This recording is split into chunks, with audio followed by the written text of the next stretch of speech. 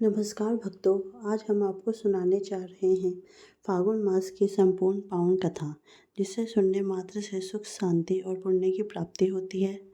कृपया वीडियो को अंत तक जरूर देखें। फागुन मास व्रत की विधि, इसका अध्याय फर्स्ट देखेंगे।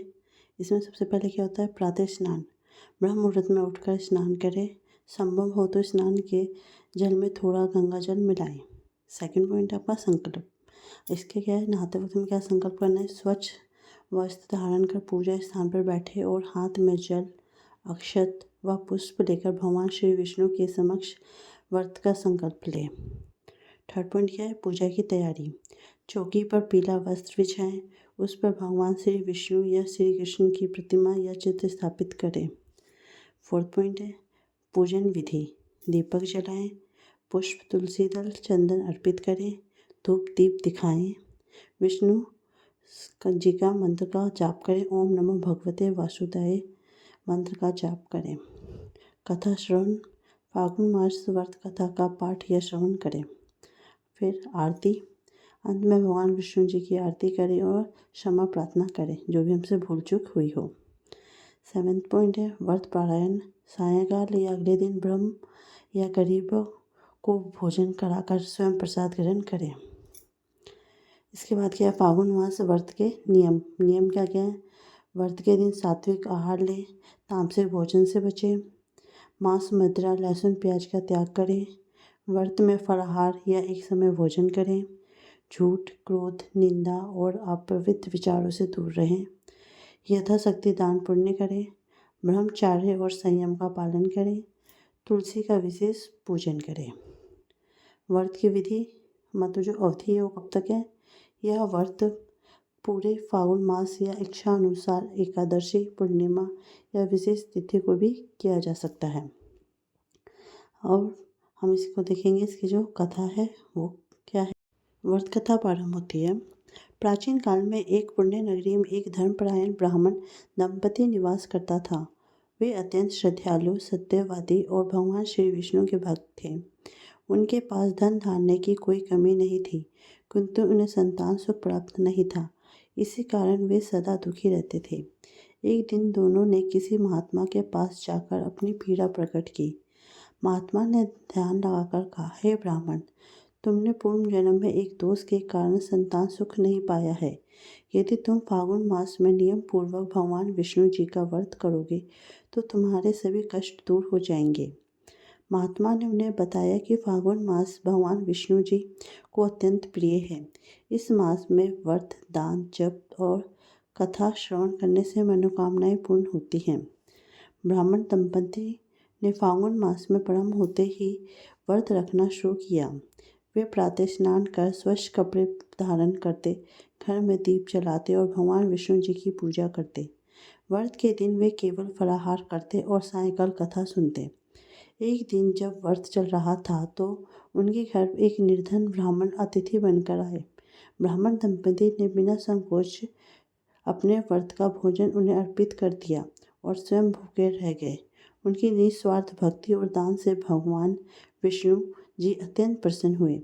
उसी रात्रि भगवान विष्णु ने उन्हें स्वप्न में दर्शन दिए और कहा, बस तुम्हारी भक्ति और संयम और दान से मैं अत्यंत प्रसन्न हूँ। तुम्हें शीघ्र ही उत्तम संतान की प्राप्ति होगी और तुम्हारा जीवन सुखमय होगा। कुछ समय पश्चात ब्राह्मण की पत्नी गर्भवती हुई और समय आने पर उन्होंने एक तेजस्वी पुत्र को जन्म दिया। संपूर्ण नगर में आनंद छा गया। ब्राह्मण दंपति ने इसे फागुन मास व्रत का फल माना और जीवन भर इस व्रत का पालन करते रहे। जो भी श्रद्धालु और नियम से फागुन मास का व्रत करता है उसके जीवन से दरिद्रता, रोग, दुख और कष्ट दूर हो जाते हैं तथा उसे सुख, शांति और मोक्ष की प्राप्ति होती है।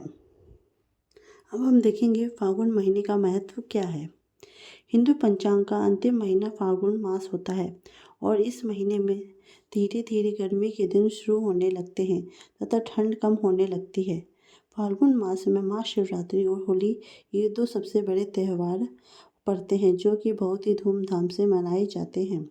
हिंदू धर्म के अनुसार अनेक देवताओं में से एक चंद्र देवता हैं चंद्र के देवता भगवान ये शिव थी हैं हमारी माघ और शिव जी पूर्णिमा ने की चंद्रमा को व्रत अपने कथा। सिर पर धारण कृपया कर आप अगर रखा नए है। हैं तो मेरे अतः चैनल को पुराणों लाइक की एंड माने तो सब्सक्राइब फाल्गुन कीजिए, जिससे कि मास आप चंद्र मेरी देव नई की से नई आराधना वीडियो के लिए प्राप्त कर सबसे सकते उपयुक्त हैं। समय और होता है, जय श्री कृष्णा, क्योंकि यह राधे राधे। चंद्रमा का जन्म माह माना जाता है। फाल्गुन मास में भगवान श्री कृष्ण की आराधना का भी विशेष महत्व है। इस माह में विशेषकर भगवान श्री कृष्ण के 3 स्वरूपों की पूजा करना बहुत ही लाभदायी माना जाता है। इसमें श्री कृष्ण के बाल कृष्ण स्वरूप, युवा अवस्था के कृष्ण तथा गुरु कृष्ण की पूजा की जाती है। बाल कृष्ण रूप की पूजा संतान पाने के लिए, युवा स्वरूप कृष्ण का पूजन दाम्पत्य जीवन मधुर बनाने हेतु और गुरु रूप कृष्ण का पूजन मोक्ष और वैराग्य पाने के लिए ही फाल्गुन के महीने में श्री कृष्ण जी का पूजन अवश्य ही सभी को करना चाहिए। साथ ही श्री गणेश जी के पूजन का भी महत्व है। फाल्गुन महीने में अपने खान पान और दिनचर्या में बदलाव करना बहुत ही खास माना गया है, क्योंकि इस माह भोजन में अनाज का प्रयोग कम करके मौसमी फलों का सेवन अधिक करने की मान्यता है। अब कथा देखेंगे फाल्गुन मास की, जो सतयुग के टाइम पे थी, वो क्या है। फाल्गुन मास की कथा के अनुसार सतयुग की बात है। उस समय एक बड़ा ही धर्मप्रात्मा राजा का राज्य था। उसके राज्य में ब्राह्मण था, उसका नाम था विष्णु शर्मा। विष्णु शर्मा के 7 पुत्र थे और वे सातों अलग अलग रहते थे। जब विष्णु शर्मा का वृद्धावस्था का समय आया तो उसने सब बहुओं से कहा, तुम सब गणेश जी का व्रत करो। स्वयं विष्णु शर्मा भी इस व्रत को किया करता था। अब बूढ़ा हो जाने पर वो यह दायित्व अपनी बहुओं को सौंपना चाहता था। जब उसने बहुओं से इस व्रत के लिए कहा तो बहुओं ने नाक सिकोड़ते हुए उसकी आज्ञा न मानकर उसका अपमान कर दिया। अंत में जो छोटी बहू थी उसने ससुर की बात मान ली और पूजन के सामान की व्यवस्था करके ससुर के साथ व्रत किया तथा भोजन नहीं किया और ससुर को भोजन करा दिया। जब आधी रात बीती तो विष्णु शर्मा को उल्टी और दस्त लग गए। तब छोटी बहू ने मलमूत्र में से भरे गंदे कपड़ों को साफ करके ससुर के शरीर को धोया और पोंछा। पूरी रात बिना कुछ खाए पिए जागती रही। फिर गणेश जी ने उन दोनों पर अपनी कृपा की। ससुर का स्वास्थ्य ठीक हो गया और छोटी बहू का घर धन धान्य से पूर्ण हो गया। तत्पश्चात अन्य बहुओं को भी इस घटना से प्रेरणा मिली और उन्होंने भी श्री गणेश जी का व्रत किया। अतः फाल्गुन मास में जो भी व्यक्ति सच्चे मन से गणेश जी का व्रत करता है, भगवान गणेश जी उसकी सभी मनोकामनाएं पूर्ण करती हैं। जय शिव गणेशाय नमो नमः। ये थी फाल्गुन मास के अध्याय 1 की कथा। अगर आप नए हैं मेरे चैनल पे तो प्लीज़ मेरे चैनल को लाइक, कमेंट एंड सब्सक्राइब कीजिए और देखने के लिए धन्यवाद।